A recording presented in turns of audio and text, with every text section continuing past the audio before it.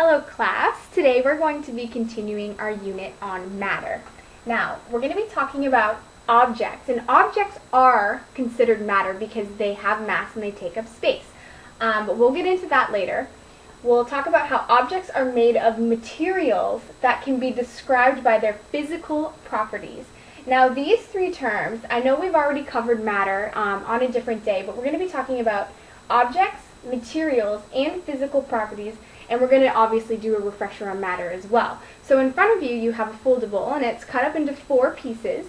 And you are going to label matter as one of them, objects as the other, materials as the other, and physical properties as the last one. And we're going to be taking notes on that as we go along. So matter is anything that has mass and takes up space. It is made up of molecules and atoms. So for matter, this water bottle would be considered matter because it has mass, I can feel how heavy it is, and it takes up space in the air.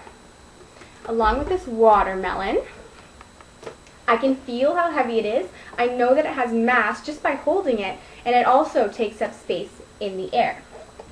So now we're going to be talking about physical properties. Physical properties are attributes such as color, texture, temperature, and the ability to dissolve in water. So let's talk about this water bottle for a minute. We know that it is clear, that's the color of this water bottle. It has a very rigid texture, there's ridges in between here.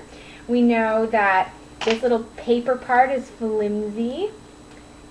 And when you feel what's in the water bottle, we know that water is wet. This water happens to be room temperature, so it's a little bit more cold than it is warm. And let's talk about this watermelon here. It's green, so that talks about the color. The texture of it is very smooth. There's these lines here. That would be a physical property. When you chop it open, you also know that it's pink, so that's another physical property of this melon.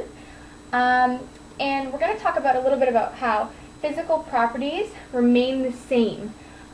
So picture you are doing your laundry and you put your shirt in the wash, and when you take it out of the dryer, it is shrank to a very small size that doesn't fit you anymore. The physical properties of that shirt still remain the same. It's the same shirt. The only thing that's changed is the size of the material, the size of the shirt. So physical properties will remain the same even if the visible material is reduced in size. Alright, next we're going to be talking about objects. Objects are made up of one or more materials. It is an item which has been designed or manufactured to serve a specific function. Now this can include things like a pencil. A pencil has many different materials. It's not just wood, but of course there's wood here on the pencil. And it's not just rubber, which is the eraser. Also, it's not just lead, which is the function which you write with. So it is an object because it contains more than one materials. Other examples include a chair, a toy, a shoe, or a couch. A chair contains wood and cushioning and fabric, and a toy contains many different objects as well.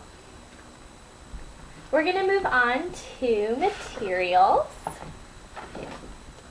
And a material is a substance that has a very specific property. Now examples of this are bricks, wood, paper, sand, yarn, and fabric. So I have this piece of paper here, and this is considered a material. Now if I were to make this and collaborate with other materials, then it would become an object, or would be considered an object.